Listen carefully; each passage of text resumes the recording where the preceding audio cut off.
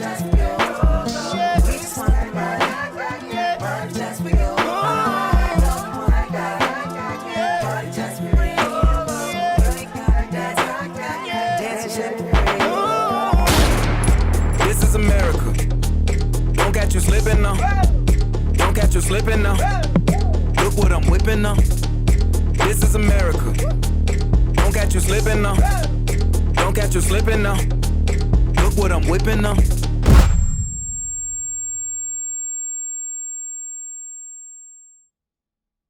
Tu nu o să zici nimic, din două motive. Nu termini o propoziție fără înjurătură și, mai important, spui ce nu trebuie. Femeia de la ambasadă cu zâmbet sinistru întinde mâna doar lui tata. Cu noi nu vorbește. Spuneți-mi, de ce vreți să plecați în America? I want to play with B.B. King.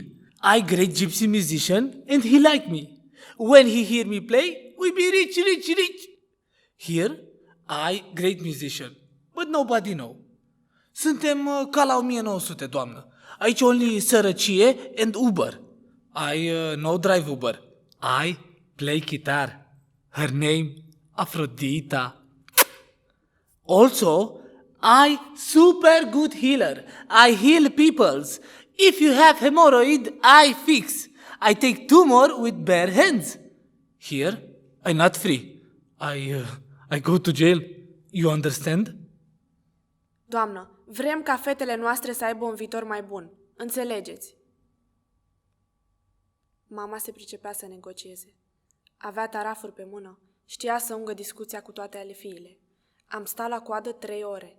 Toți ne-am îmbrăcat să nu părem nici prea bogați, nici prea săraci.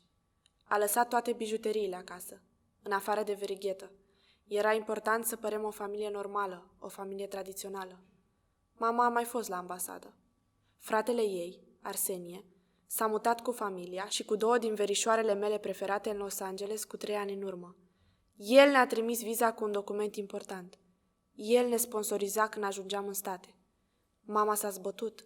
Ani de relații, șpăgi, cântări în cele mai luxoase restaurante. Să rezolve dosarul. Ultimul interviu cu familia era cheia libertății noastre.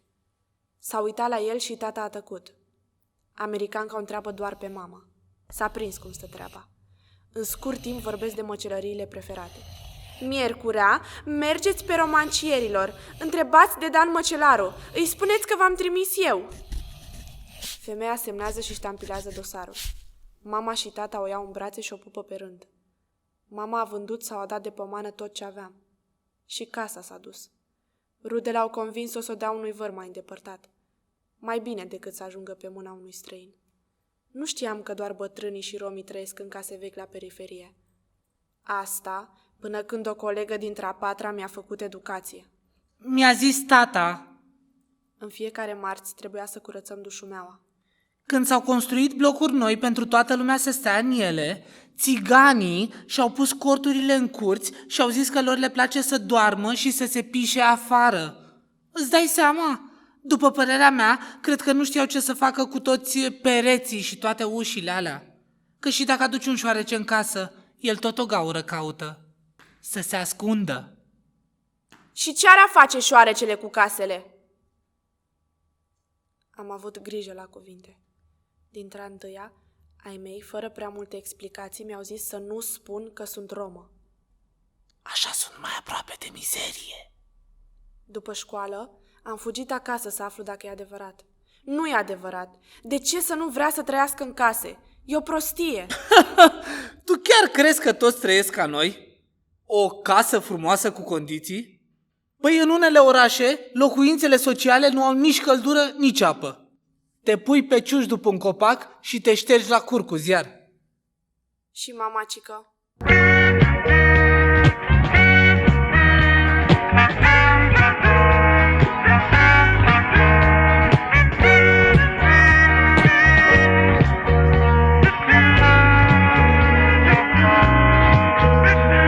Life in LA, well, what can I say? It's a treasure to find, so many ways to unwind. lasă că în Los Angeles ne luăm vilă. Sunt foarte ieftine. Îmi era frică de plecare, nesigură de schimbarea asta. Bine, eram și bucuroasă că vom trăi într-un loc despre care toată lumea credea că e paradisul. Cu câțiva ani în urmă, un țambalagiu din taraful nostru a fost la Las Vegas. Când s-a întors, avea ochii cât semnele alea imense din neoane de la cazinouri. Băi, nene, îți dă să pun gratis în toate camerele de hotel? Nu cred. Cine să aibă nevoie de să pun gratis în Las Vegas? Să-și spele cururile cu ele, după ce cacă toți banii.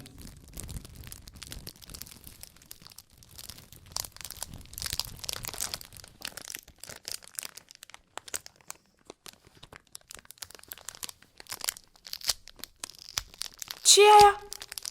Ei, asta este brânză americană. O pui între două felii de pâine și o faci în tigaie până se topește brânza. Păi și cu plasticul ce faci? Tragi de colțul ăsta și scoți tot ambalajul.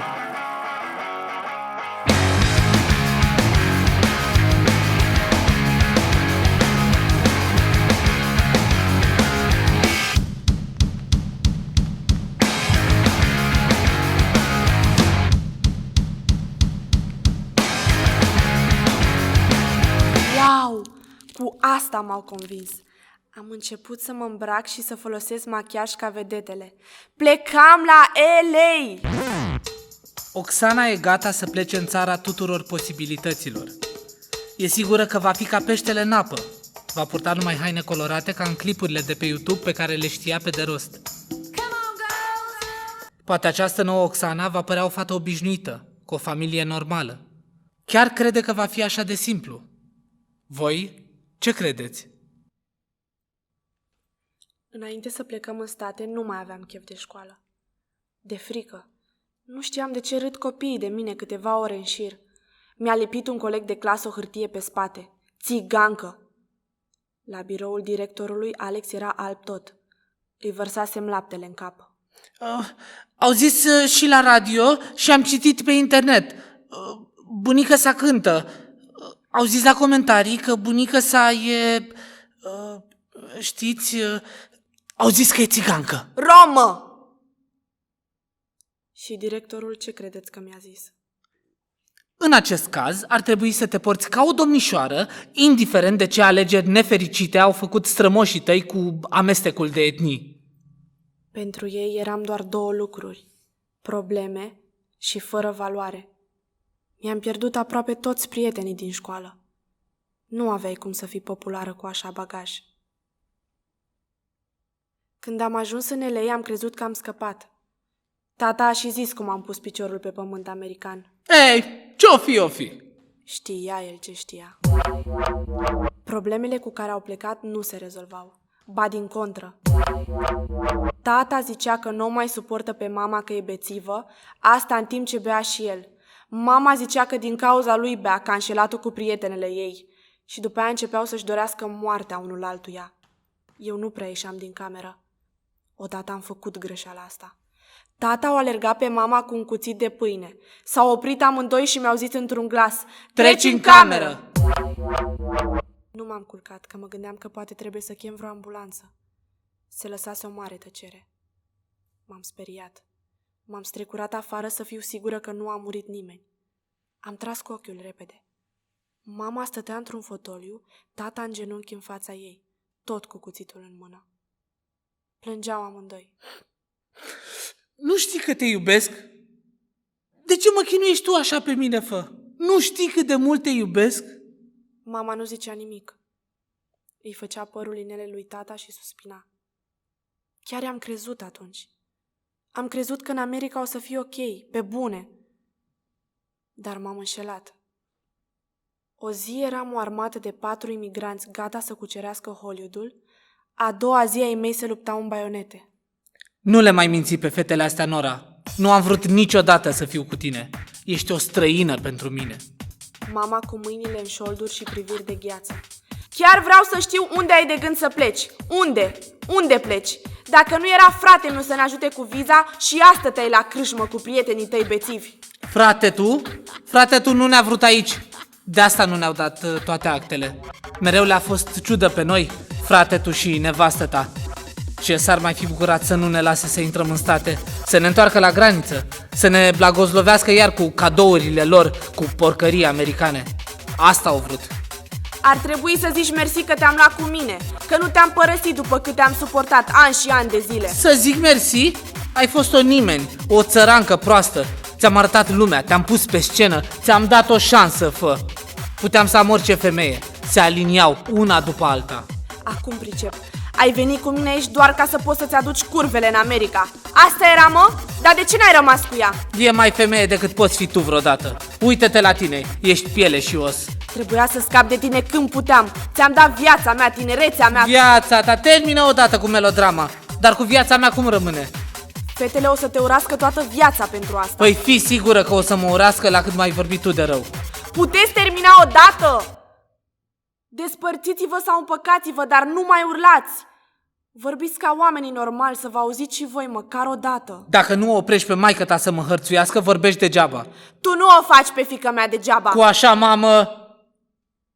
M-am pus între ei, confuză.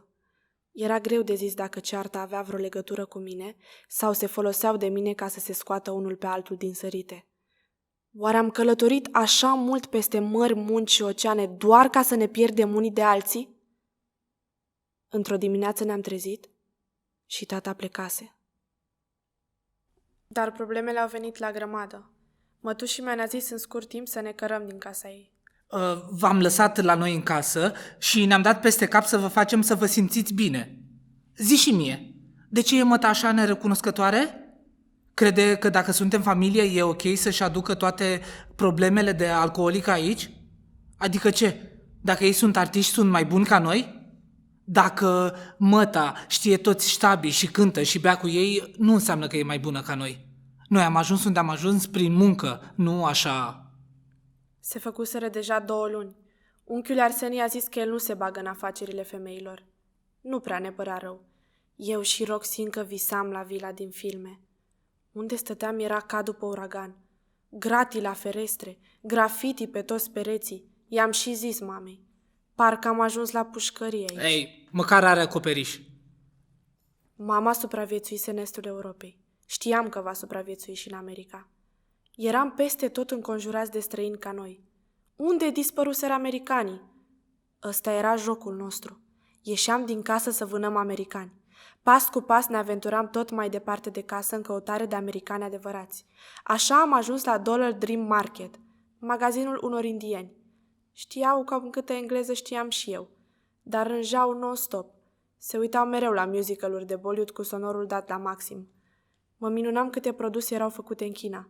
Pe rafturi era toată marfa americană la care ne bucuram când ne trimitea unchiul Arsenie pachete din LA. Gumă de mestecat, clame cu Mickey Mouse, toate la găleată, $1. Și tricourile cu vedete de care eram așa mândre? 3 la $10. I-am spus și mamei dezamăgită de descoperire. Nu era deloc surprinsă. Lasă, efortul contează, nu cât costă niște lucruri. America nu e deloc țara din povești de care auzisem la TV, cu casele de mărimea Islandei și flori peste tot. Dar poate așa trebuie să începi înainte să ai parte de visul american. Poate că dacă trăiești într-o cocioabă, pe o stradă cu asfalt spart în bucăți și te joci în carcase de mașini abandonate, devii mai dură și ești pregătită pentru toată gloria de care ai parte mai târziu. Mereu mai târziu. Nu contează. Eu eram pregătită să văd cum este. De ce vor strico cu Metallica dacă tu n-asculti Metallica? De ce susești tu tematica dacă nu-i cunoști cromatica?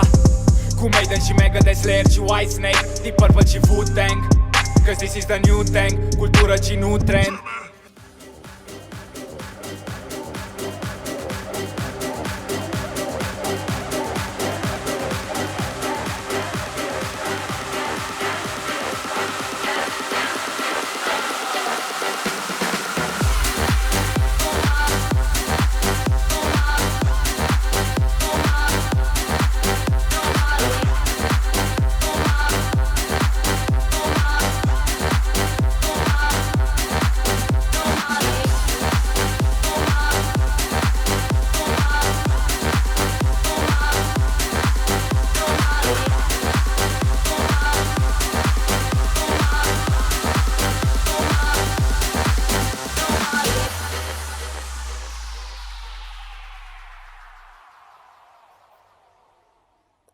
Majoritatea romilor cu care am crescut au fost performeri.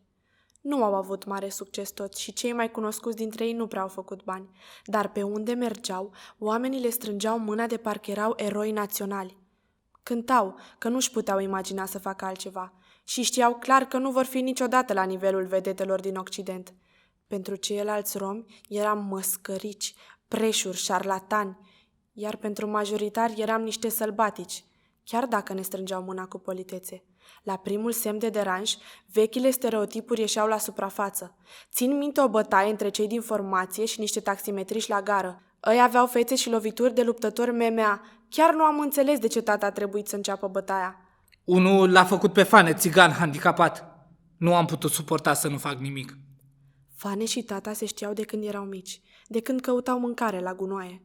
Odată, Fane a găsit o conservă mai veche care i-a explodat jumătate de mână. Era o grenadă. Și, fără mână, a ajuns mare chitarist. Nu mai țin minte multe din seara aia la gară, doar cum zburau căciulile prin aer și bărbații care se bălăceau un noroiul amestecat cu zăpadă. Și mai ales pe mama, care dădea bani la polițiști să nu ia pe romii noștri la secție. Aveam niște probleme de când ne-am ciocnit cu microbuzul de un buldozer parcat ilegal pe un drum de țară într-o noapte de iarnă. Am stat 4 nopți la secție, că l-am altoit pe șoferul buldozerului. Făcea o pauză de băutură în boscheți și uitase să pună avariile. Șoferul nostru a murit la impact. Maică mea și-a rupt picioarele. Ne-a obligat să cântăm și așa. Aveam înțelegere. Dacă nu urcam pe scenă, nu ne plăteau. Arătam ca de pe front, cu mâinile în gips, fețele tăiate de parbrizul spart și ce credeți? Publicul a început să râdă. Ia uite, iar s-au bătut țiganii! Și mama a avut tupeu atunci. S-a dus direct la microfon și a zis: am avut un accident groasnic. Șoferul nostru a murit. Cântecul care urmează este dedicat. Să-i fie țărâna ușoară. I-a pus cu botul pe labe toată seara. Ne-au dat mâncare și băutură de pomană. Tata avea nevoie de supraveghere. Altfel, ori ajungea la terapie intensivă, ori la pârnaie. Nu mai nimerea el niciodată scena. Iar mama era super fericită să fie ea salvatoarea.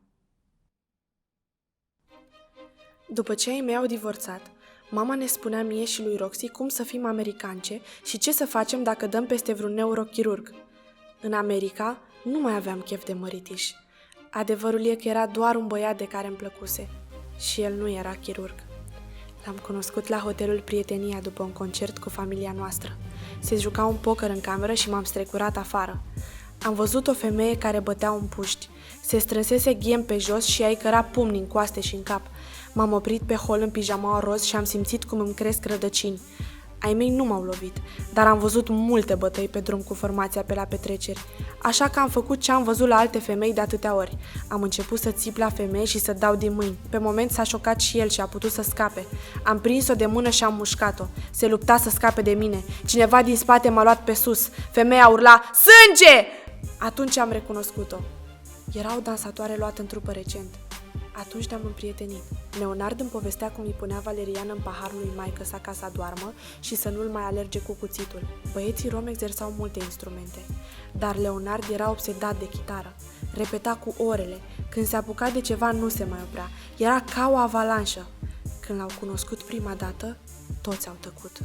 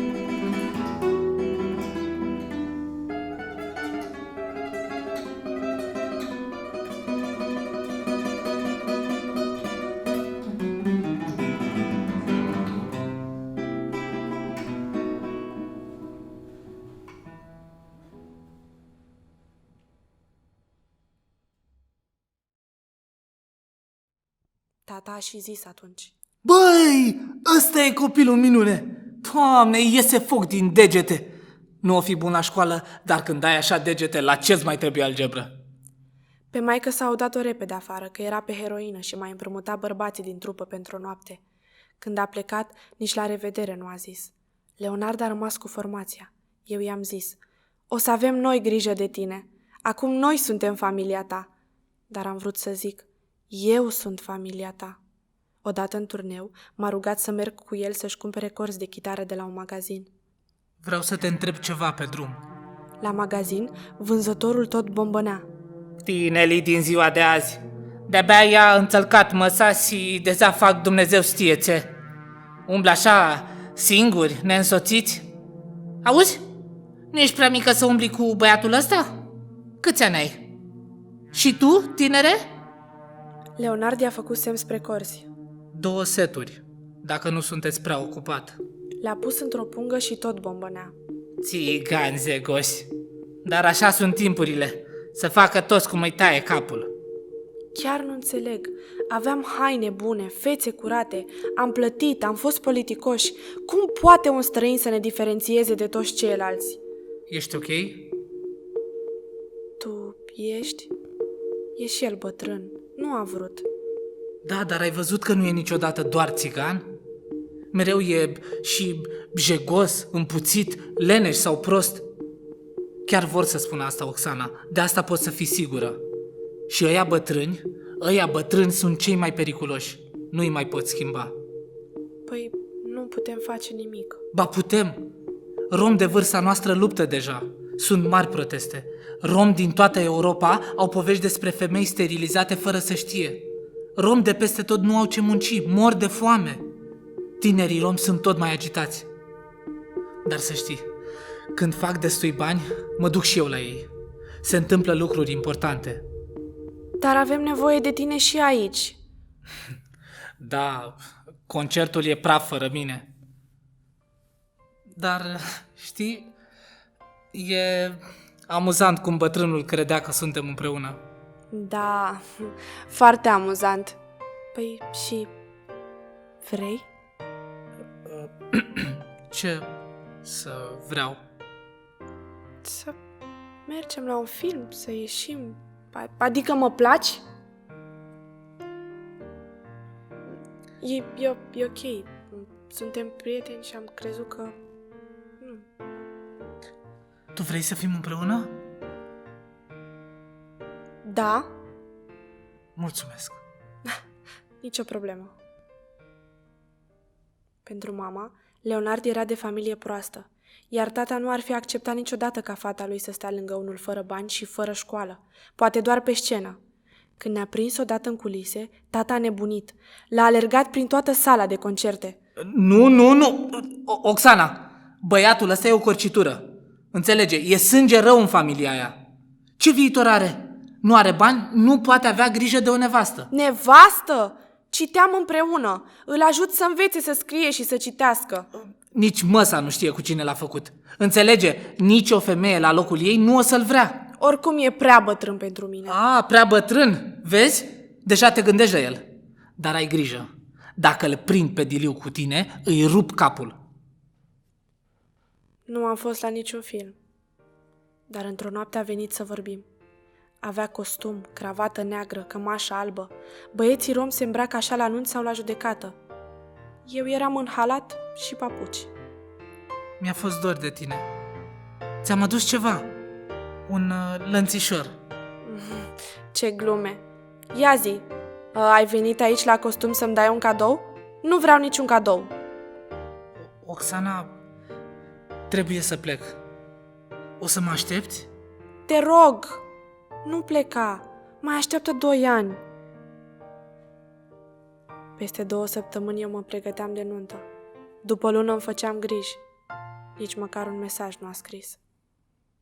Eram cu ai mei la o petrecere și la un moment dat unul spune: Ai, ce tragedie! Mâine aduc cadavrul. Păi cum să se întâmple?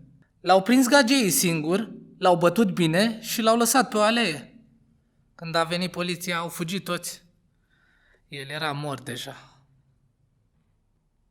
Nici măcar nu mai aveam lacrimi.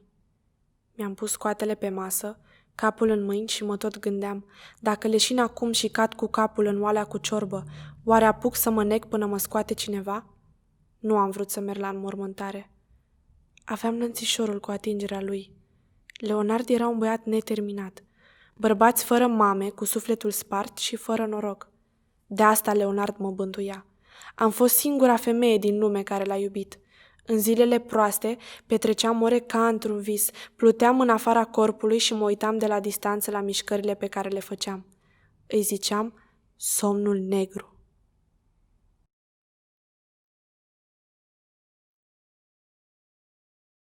Billy.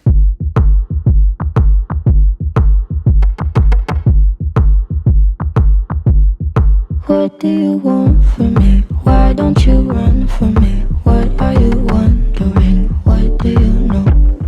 Why aren't you scared of me? Why do you care for me? When we all fall asleep, where do we go?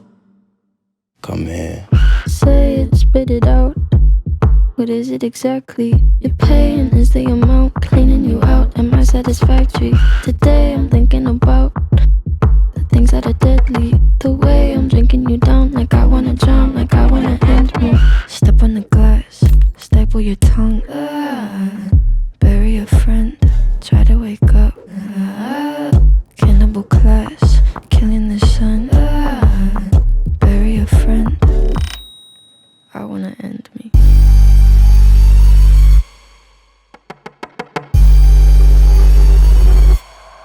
I wanna end me. I wanna end me. What do you want from me? Why don't you run from me? What are you wondering? What do you know? Why aren't you scared of me? Why do you care for me? When we all fall asleep, where do we go? După ce se certau rău, tata zicea: Blestemul babei Varia e de vină pentru zâzanie. Dar în America o să vezi, se va schimba totul. Blestemul nu ne mai poate atinge. E prea departe. După ce am fost la ambasadă, am scris în jurnal: durerea asta nu poate să ajungă peste ocean. O să mă las aici și o să mă găsesc pe cealaltă parte.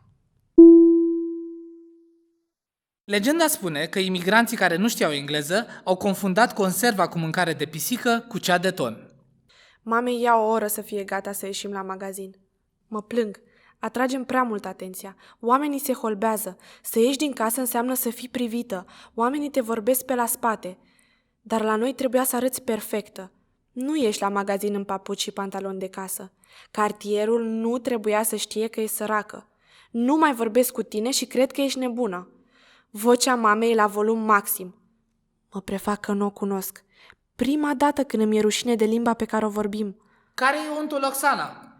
Sunt prea multe feluri, mamă. Dar ce scrie aici Oxana? Fat free. Nu cred că e bun ăsta. Dar ce are? Ce e aia fat free?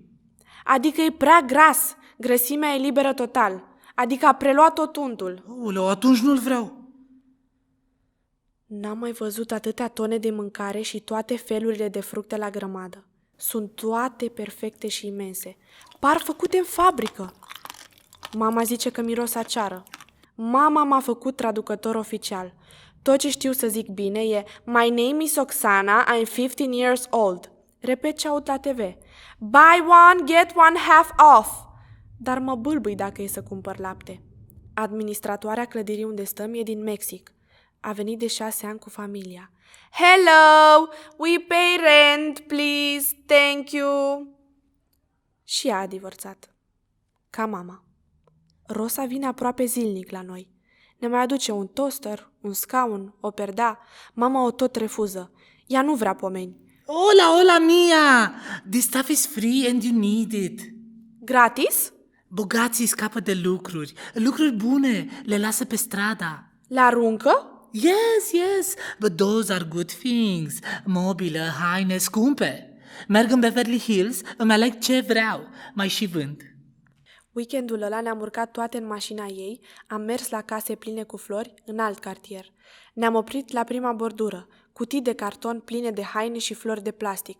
Rosa lasă motorul pornit, bagă cutiile în portbagaj și pleacă în viteză. E ok să le luăm? O întreb.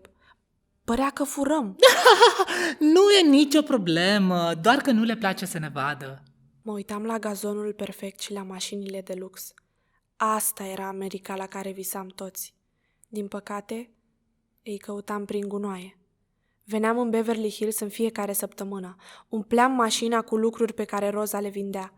Cum treceam cu mașina de semnul Beverly Hills, intram într-un alt univers, pe care oamenii îl vedeau doar la televizor. Străzile perfecte cu palmieri pe ambele părți, case ca niște mărgele colorate. Totul strălucea cu lumina aia specială, super aurie. Și pentru câteva ore, și noi, căutători în gunoaie, ne scăldam în razele ei.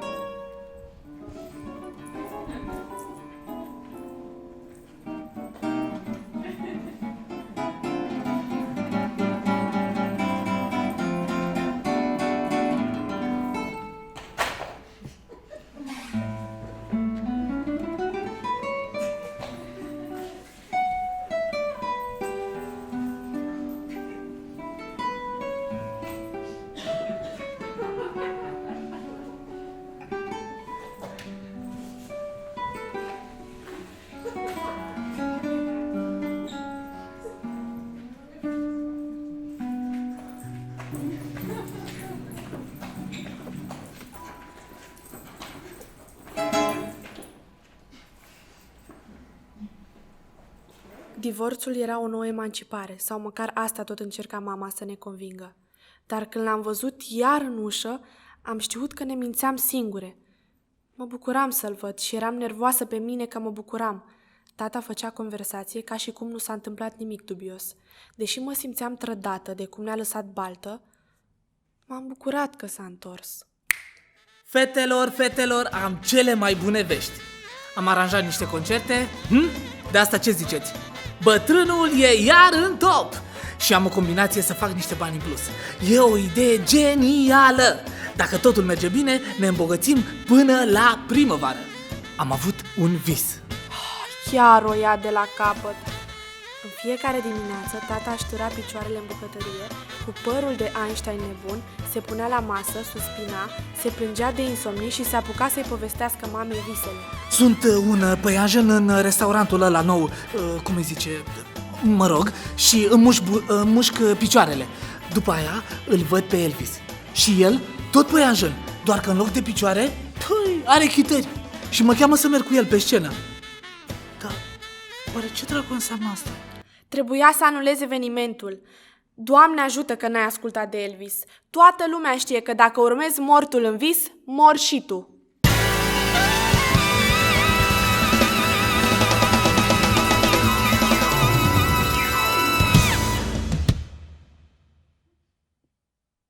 Hey, Hollywoodul este gara inimilor frânte, plin de imigranți, plin de oportunități de afaceri.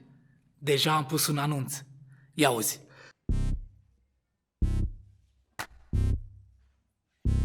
Faimoasa vrăjitoare cu puteri nemai văzute de a vedea viitorul vă va ajuta în căutarea fericirii.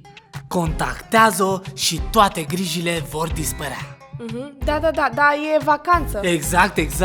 E perfect să agăți disperații, respinși, cei care încă mai au speranță și restul nenorociților care vor minuni pe mărunțiși. Da, ai zis că ai evenimente, că ai cântări. Hai, că te duci. lasă, prea mulți lăutari în LA. Suntem ca niște șobolani care sărim în sus la o coajă de cașcaval. Ăsta e planul meu. Am 3 cântări în februarie și am nevoie să cumpăr instrumentele. O să fac un studio serios și trag numai piese originale. Smooth, gypsy, jazz, gypsy, fusion, de-astea. Dar până atunci, oricâte cântări aș avea, nu poți trăi decent cu nunți de gagii în LA. Păi în orașul ăsta ai nevoie de bani serioși ca să supraviețuiești. Dar, tată... Fetelor, afacerea asta va merge brici. Am visat. Când merg la studiouri să caut de lucru, nici nu mă lasă să-mi desfac chitara. Mereu îmi zic că sunt prea bătrân și prea imigrant pentru scenă. Dar tu chiar crezi că ăștia sunt așa prost să-ți dea ție bani ca să le citești în palmă? Suntem în America! Hei, lasă, nu contează unde ești. Fiecare vrea să creadă în ceva care să-i controleze viața. Milioane de oameni cred în Dumnezeu și în aspirină. Toți sunt proști? Nu cred. Te-ar ajuta și pe tine să înveți o meserie. Nu e ca și cum ai avea nu știu câte posibilități. Ce altceva o să faci cu viața ta? Dar nu poți minți femeile ca să le faci să se simtă bine. Stop. Cine a zis că le minți? Le zici ce vor să audă. Ca un doctor de cap. Dar în loc de pastile, le pui să arunce cu nisip în pantofii soțului și să se roage să nu le mai înșele. Nisipul nu are superputeri. Nu, dar credința are.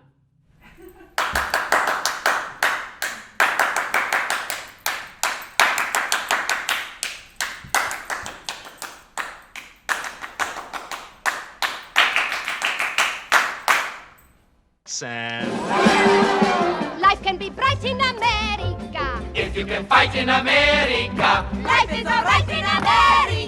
if you're all white in America.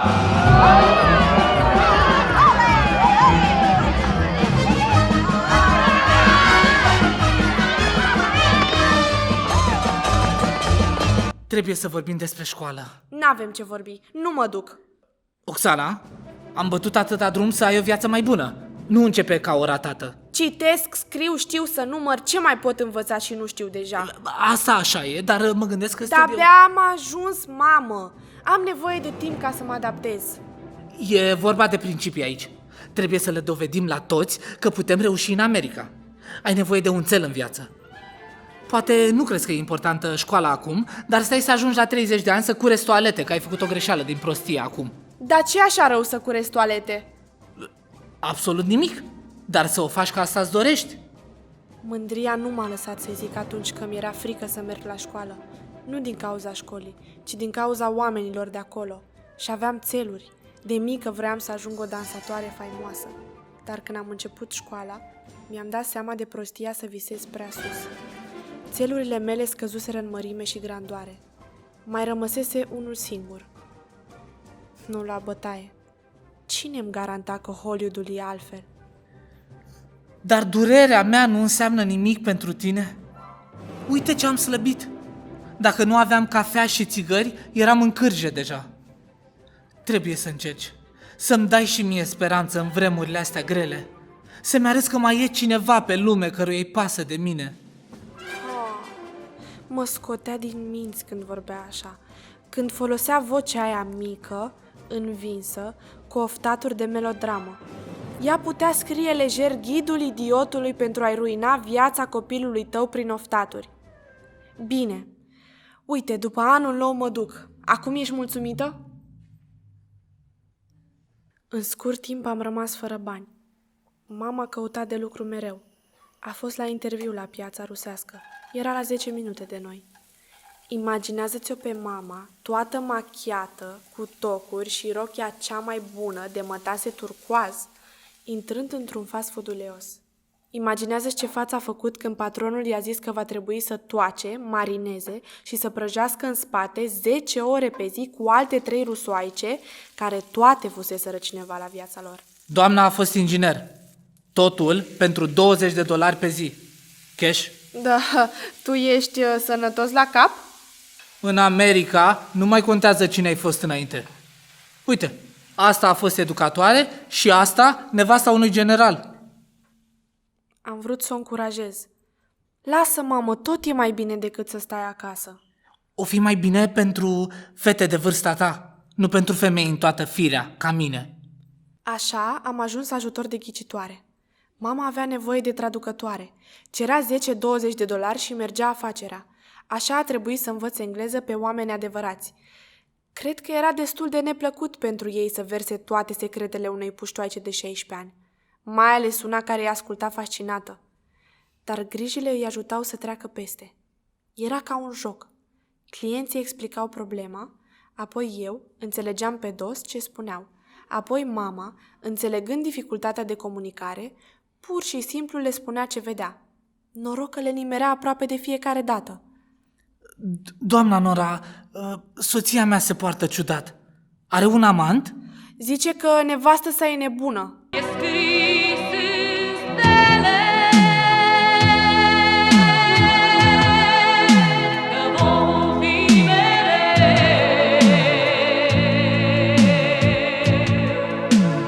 Zic că nu e adevărat. Zic că e doar însărcinată. Cu cine ar trebui să mă mărit? M-au cerut amândoi, dar nu mă pot hotărâ. Zice că vrea să se mărite de 2 ori. Zic că văd un singur bărbat cu cifra 7 sub el. Trebuie să se mărite doar cu unul care e cu 7 ani mai tânăr ca ea.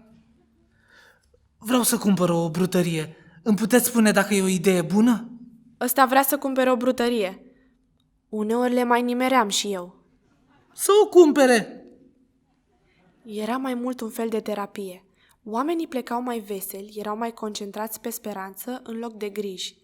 Dar știam că situația noastră era disperată. Știam că tata stricase tot. Mama nu putea accepta că ajunsesem vai de noi. Tata o ducea mai bine de unul singur cu amanta lui, iar noi eram un singur lucru. Săraci! Nu de asta venisem în America. Țin minte odată, în ianuarie, era ger, o poșghiță de gheață peste tot. Nu eram în America. Mi-am băgat mâinile în buzunare și am rupt unul din ele. Toți mărunții mi-au căzut pe jos. Nici nu-mi simt genunchii. Nu pot să mă aplec. Am lăsat banii pe jos. Cum m-am depărtat puțin, o femeie foarte bătrână era deja în 4 labe și aduna cu grijă fiecare bănuț. Cam așa ajunsesem noi în state. Acum mergeam la biroul pentru ajutoare sociale să primim bani fără să muncim. Mama nu era de acord. Cine să ne dea bani? Pentru ce? Ești o mamă singură cu 2 copii. Ai nevoie de ajutor. Păi și eu de unde îi dau înapoi? Păi nu-i cer, că de-aia e ajutor public. Era prea simplu și ea nu voia să ia bani fără să facă nimic în schimb. La prima plată am plătit chiria, cheltuielile, cumpărăturile pentru casă și am rămas cu $85 până la sfârșitul lunii. Nu-mi făcusem ziua de 16 ani și nici mama ziua ei din noiembrie. Nici de anul nou nu am făcut nimic. Așa că am spart $30 și ne-am luat câte un cadou la fiecare. Roxy, un set de machiaj pentru copii, mama un inel de argint și eu o pereche de mânuși. Toate de la Dollar Dream. Până să ajungem în America, ai mei se descurcau. Mai o cântare, mai un ajutor de la bunici.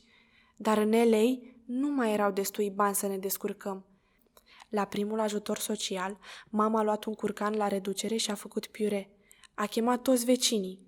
Înainte să moară Michael Jackson, m-a sunat pe mine și a spus așa: Piticule, cântă tu melodia asta în memoria mea. Melodia care a spart globul pământesc. Ram pam pam pam pam pam pam pam ram pam pam pam pam pam pam pam ram pam pam pam pam pam pam pam ram pam pam ida ba ba ba ram pam pam pam pam pam pam pam ram pam pam la la la ram pam ram pam pam pam pam pam una dos hey sí hey hey hey hey du du hey hey hey hey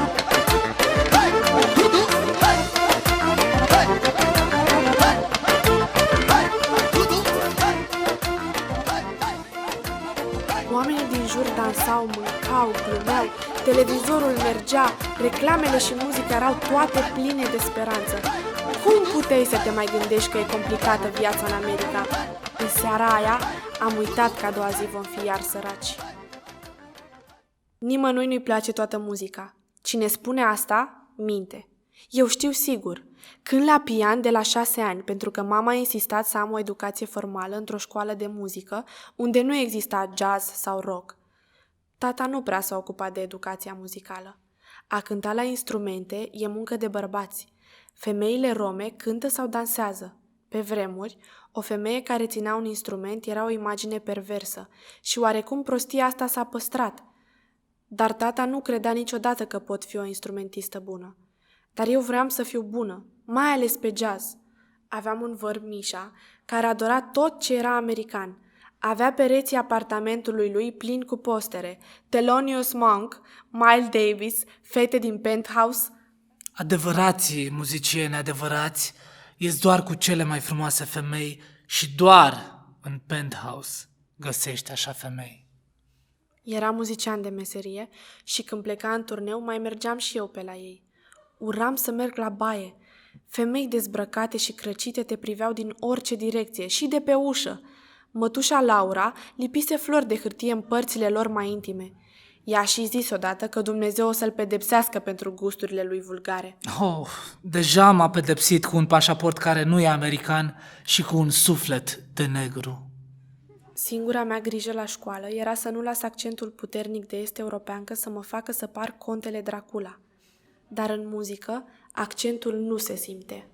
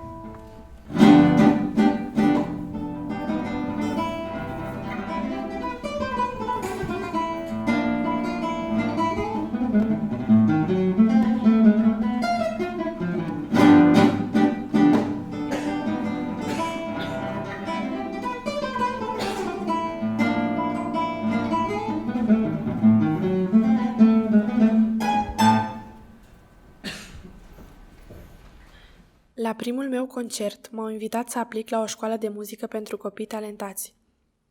Tata nu a fost prea impresionat. Ce? Ce e aia performing school? Ce să te înveți aia? Tu știi deja să cânti. Nu e ca și cum aș intra în Partidul Comunist. Hai măi, lasă-mă același rahat. O mână de cretini hotărăște ce e bun pentru tine și după aia ești sluga lor toată viața. Îți fac programul și îți spun ce piese ai voie să cânti. Ascultă-mă bine. Nu ai nevoie de aprobarea nimănui. El avea dreptate, dar pentru cineva care nu primea confirmări, alergam după șansa asta ca un câine după un os aruncat direct din oala cu supă. Mama a venit cu mine la audiții. Sunt așa mândră de tine. Dar n-am făcut nimic încă. Dar vei face, nu-i așa? Nu dacă întârziem. La audiții era o doamnă masivă, cu dinți albi de neon și părul blond prins în coadă. Avea o față de bebeluș. Problema cea mai mare este limba engleză. Dar eu sunt prima în clasă. Și good in school. E foarte talentată, like her mama. Mamă! Repetă ore întregi, până e perfectă. Are disciplină și capul bun. Crezi că nu poate face ceva? Și face. Mamă, te rog, oprește. Program pentru talent? Yes. Așa zice în broșură. Și talent, like her mama. Am venit în America. No money, no English. I alone with 2 children. But we do good. It's hard, but we harder. So you take her, yes? No problem. Doamna se tot uita la noi. A pus aplicația separat. Nu știu cum a fost cu ceilalți, Dar cu mine a fost o minune. Am ieșit cu mama din sală cu aripi la pantofi. Pe drum mă gândeam la un singur lucru. Gata! Nu mai sunt o străină! Mulți când aud rom sau țigan, imediat văd cărți de tarot, căruțe cu coviltir, copii care nu merg la școală, familii în sărăcie lucie, pentru că sunt prea lene să muncească sau prea spirite libere ca să le pese. În Europa, sinonimul pentru rom e hoț sau țepar. De ce? 10 oameni îți zic 10 păreri diferite. În state, lucrurile sunt total diferite. Aici, Gypsy a primit tratamentul de Hollywood. A devenit hipioata dezinhibată și independentă. O boemă. Nu mai are legătură cu etnia, ci o alegere, un lifestyle exotic. Dar să vă spun un secret. Mereu am vrut să-mi fac prieteni.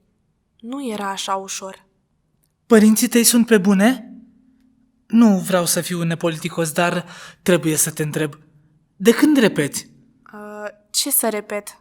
Să fii Gypsy. Tu chiar nu glumești. Îmi pare rău, dar știi, am fost mereu fascinat cu stilul ăsta de viață. Și cum am auzit de tine, de-abia așteptam să te cunosc. Am vrut să întreb pe cineva care știe. Nu prea am cu ce să te ajut dacă vrei varianta Gypsy boemă. Nu am trăit în șatră la căruță sau așa ceva. Nu?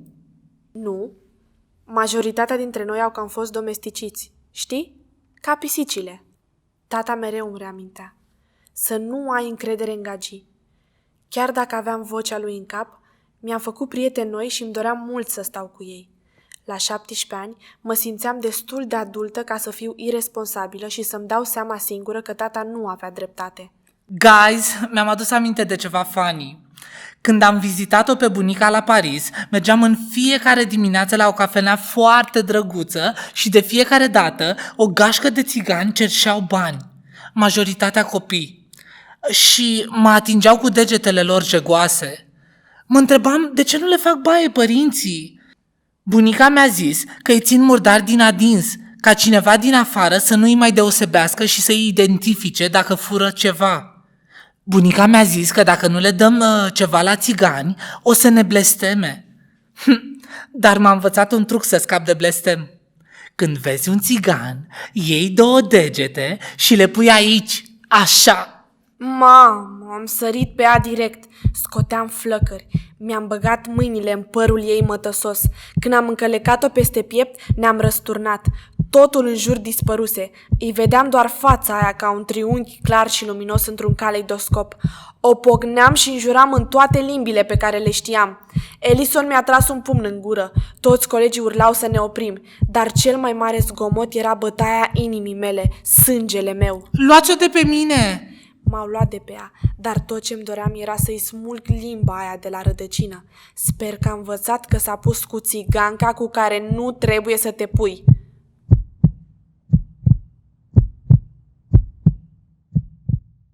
Bunicul le-a spus când am plecat. Dacă voi credeți că America o să vă primească așa cum sunteți, mai bine vă căutați o insulă pustie pe care să trăiți câte zile mai aveți. Sunteți tineri, alergați după o viață perfectă. Dar chiar credeți că în America nu există etichete? Tata a zis foarte convins. Să încercăm și în altă parte. Aici avem numai ghinion. La orice lucru bun îi se întâmplă 5 rele. Nu prostia asta din nou. Blestemul ăsta nenorocit va călători cu tine, oriunde vei merge, în capul ăla prost. Toată lumea vrea să trăiască acolo. De ce? Pentru că în America toți au voie să facă ce vor. Nici atunci nu l-am crezut când am auzit asta. Dar odată mă plimbam cu tata prin inima Hollywoodului și am dat peste un magazin. Activitatea lui preferată era să se plimbe pe Hollywood Boulevard. Se oprea la stele și vorbea cu ele. O, trăiască! Ia zi, B.B. King, fumăm și noi o țigare? Tată, se uită oamenii Să ăștia. se uite! Genii le atrag atenția. N-ai ce-i face. L-am luat de acolo și l-am dus pe o străduță mai ascunsă. Să nu-mi fie așa rușine. Și trecem pe lângă un magazin, Gypsy Lair. Mă rog, el se enervase că a tradus greșit, Gypsy Lair. Dar l-am corectat eu. Păi dacă e bârlogul țiganilor, o fi cineva pe care îl știu eu de prin Europa. Hai să vedem. Dar vânzătoarea era o adolescentă roșie în obraj. Sunt din San Francisco, dar nu sunt deloc ca părinții mei. Avea o fustă lungă cu clopoței care sunau la orice mișcare. Magazinul era mai mic ca sufrageria noastră și era plin de costume de Halloween, mai ales variante de costume gypsy. Sexy gypsy, vampire gypsy, peruci, eșarfe colorate, cărți de chiromanție, tarot. Adică nu e magazinul tău?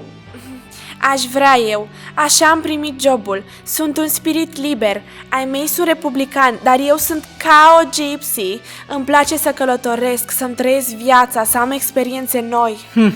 You gypsy? Tată, îmi e foame. Hai să mergem. You real gypsy? Sunt total gypsy. Fac și belly dance. Dansul din buric e arabesc. Asta știi, da? Știi că gypsy e... Cum se spune naționalitate? Mă rog, noi avem o istorie de sute de ani. Americanii nici nu existau atunci. That's awesome. A zis cu o voce care nu prea mai era de spirit liber. Ce-o fi așa awesome? Și magazinul ăsta nu e awesome. E o rușine. Noi avem regi și regine. Ne-am luptat să fim liberi. Am construit palate să locuim în ele. Păi noi de sute de ani mai buni. Știut că dacă începe cu lecțiile de istorie, ori se închide magazinul, ori fata se pune pe plâns. Nu am priceput niciodată nevoia asta lui de a da lecții sau de a pune străinii la punct pe subiectul ăsta. Dar când am crescut, mi-am dat seama că fac exact la fel ca el, pentru că niciodată conversația nu se termina cu I'm a gypsy. Cum merge treaba pentru imigranți? 1. Viza de rezident trimisă de un cetățean sau de un rezident permanent. 2. Dacă ești cu minte, primești green card. Și 3. După ce ai 5 ani green card, poți aplica la marele premiu. Cetățenia. Ca străin, te lupți să fii acceptat. Îți iau toate gradele și titlurile. Te fac inferior. Îți lipsește țara de unde vii. Intențiile tale sunt puse la îndoială. Te trimit de unde ai venit dacă nu zici ca ei. Mereu trebuie să dovedești ceva. Ai 3 posibilități. Să stai, să trăiești ca un imigrant ilegal sau să fii deportat. De exemplu, prietenul lui tata, țambalagiul. Am avut noroc cu o mătușă. Mi-a dat viza de rezident. M-au prins cu o schemă. M-au deportat. M-au pus pe lista neagră. Nu mai am voie să calc în state câte zile o ai avea. Dar oricât de complicată e viața în state, acasă nu e de trăit. Nu mai aveam unde să ne întoarcem. Țara pe care o știam nu mai există. Familia noastră, cum o știam, nu mai există. Singura posibilitate este să ne facem o nouă casă, departe de casă. Mama a răspuns luni de zile la toate anunțurile care promiteau îmbogățire rapidă dacă umpleai plicuri cu rahaturi și coseai batiste. Tot vâna doctor burlaci pentru noi, dar nu prea se găseau în cartier. Foști pușcăriași și interlopi, în schimb, nu scăpai de ei nici dacă încercai. Orice drum pe jos era însoțit de fluierăturile lor galante de admirație. Într-o zi, mama a venit la școală cu sarmale în foi de viță pentru o profesoară. A apărut în mijlocul clasei, toată aranjată. Ochii străluceau de la câteva beri. Îmi făcea cu mâna și rângea. Profesoara era total luată prin surprindere. Mama era în episodul de beție când iubea lumea întreagă și toate creaturile din jur. Acasă am confruntat-o.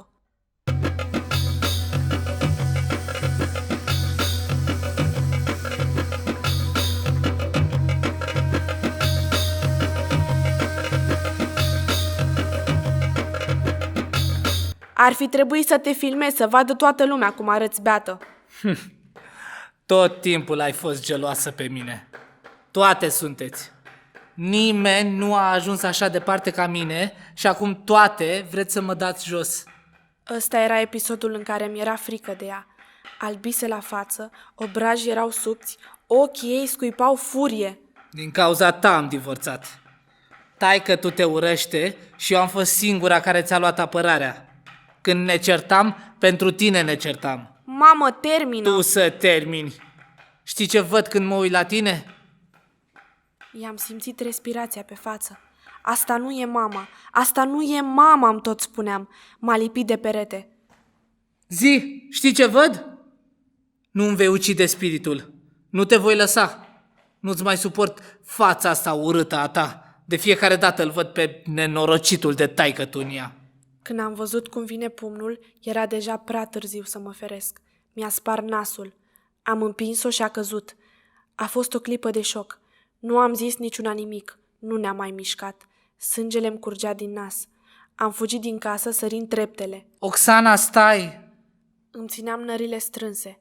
Amenințarea preferată a mamei la certuri era că pleacă și nu se mai întoarce. Picioarele îmi spuneau să fug. Dacă se împlineau dorințele, eu și părinții mei am fi fost în 3 colțuri diferite ale lumii, lăsând-o pe Roxy la mijloc, singură și confuză. Dar eram legați în continuare și aveam o familie de care trebuia să am grijă. Sora mea.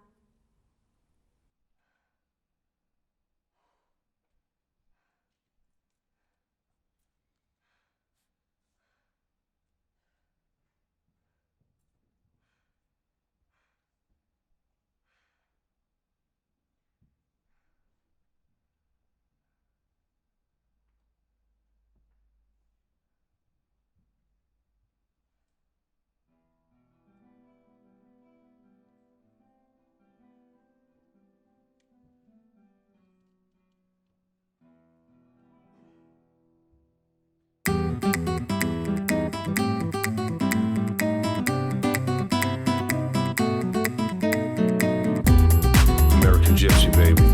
Yeah. Let me tell you, baby, how we roll. With a life like this, we in control. Gypsy life, always on the go. And never answer to no guys, yo. Family type, we keep it right. Like J.J. Walker, we dynamite. Living life with a lot of spice. Yep, that's the gypsy life. Hey. Hoppa!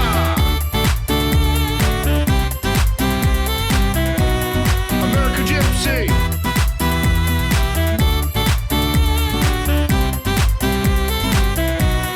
American Gypsy. Bankers hours every day. And boy, let me tell you, we're not lazy. Call it a lapover, call it a bender. I got Bondo to fix that fender.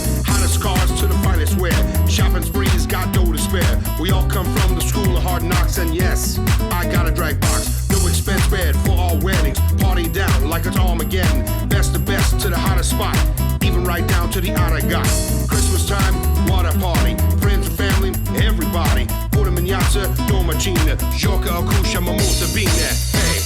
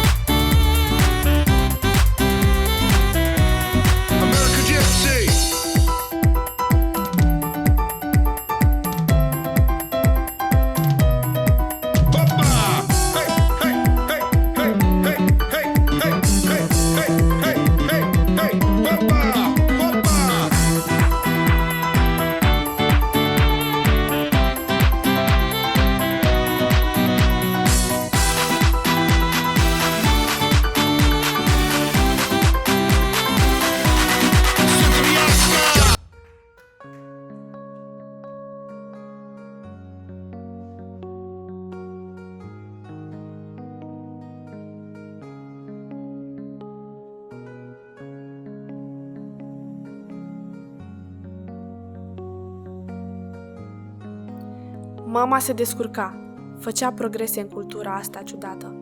M-a inspirat și pe mine. Joburi pentru fete ca mine trebuie să fie. Hollywoodul e plin de oportunități. O vreme am bătut la toate ușile din apropiere, de la birouri, la saloane de tatuaj și de masaj. M-am prins că majoritatea imigranților din LA lucrau în afaceri de familie și ale prietenilor lor imigranți. Tata tot vrea să învăț tarotul și spiritismul. Așa poți prelua totul când mă retrag eu. Și ai ceva sigur dacă nu reușești nimic altceva. Nu era el cel mai conservator, dar trata fetele de parcă erau decorul din casă. Dacă aș fi fost băiat, m-ar fi încurajat să ies în lume și să mă bag în cât mai multe belele. Băieții romi sunt cocoloșiți prima dată de bunici, după aia de mame, după aia de surori, de neveste și la final de fiice. Sunt pasați de la una la alta ca un porc de lapte cu măr în gură pe o tavă de aur. Tata mi-a zis din prima ce părere are despre noul job. cum a văzut uniforma cu logo-ul primului meu angajator. Kentucky Fried Chicken is the bestest tasting. That's the way I planned it. Găsisem jobul din întâmplare. După ce am bătut toate străzile din cartier, inclusiv un cabinet medical, câteva magazine de bijuterii și un copy center, și ajunsesem la concluzia că angajatul poate fi o fată de 19 ani cu sâni imensi sau una cu studii superioare și dorința de a fi prost plătită. Am intrat să beau un suc, obosită, și nu știam de ce m-a angajat managerul de la KFC. Am aflat mai târziu că fraza "chiar am nevoie de un loc de muncă" e prea disperată. Dar a funcționat. Atenție, atenție toată lumea! Fiica mea a găsit un job. Nu e minunat? O să fim bogați. Câți bani îți dau? Domnul Dai, managerul, nu mi-a spus exact. Nu ți-a spus? Păi refuzi oferta mea să te învăț tot ce știu, dar te duci să prăjești pui pentru domnul Dai ăsta fără măcar să știi cât te plătește? Am crezut că o să te mândrești cu asta. Spuneți și voi, prieteni, de asta am venit noi în țara asta?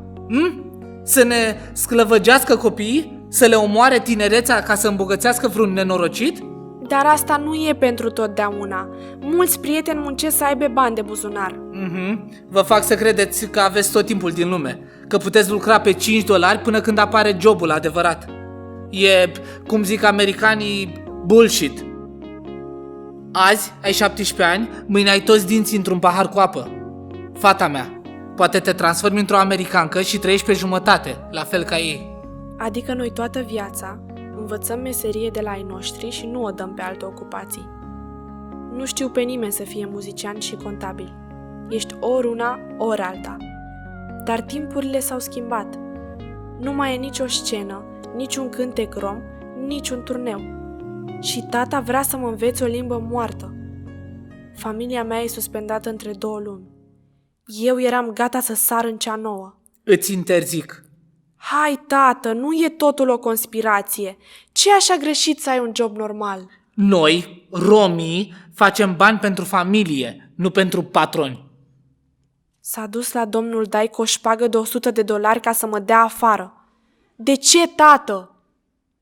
De ce, tată? De ce nu poți să ai încredere în mine niciodată? Oxana, ești fată. Sunt fiică ta. Da, și fiica lui măta. Și fiica ta. O fiică neascultătoare, asta ești. Dacă aveam și un băiat, altfel mergeau lucrurile. Dacă aveai și tu un băiat, mereu la voi băieții sunt cei mai importanți. Mi-am găsit un loc de muncă. Da, fără acordul meu. Am intrat la școală. Ai intrat la școală, fără niciun ajutor, dar tot fără acordul meu. Numai pe la spatele meu, Oxana. Cum vrei să am încredere în tine? Am vrut să ai încredere. Să am încredere în tine, nu? Să fiu mândru de tine, asta am zis tot timpul. Cum? Dacă tu nu asculți de părinții tăi. Ia spune-mi ce alte lucruri ai mai făcut, Oxana. Știu că îmi vrei doar binele. Știu că dacă îmi zici ceva, îmi vrei binele. Dar te rog să înțelegi că eu nu o să am niciodată viața ta sau viața lui mama. Nu, Oxana, nu, tu nu înțelegi. Tu trebuie să asculți de părinții tăi. Tu trebuie să înțelegi că afară e o armată de nenorociți care te așteaptă. Oxana, aici e America. Da, tată, da, aici e America. Da, o să mai greșesc. Dar lasă-mă să greșesc.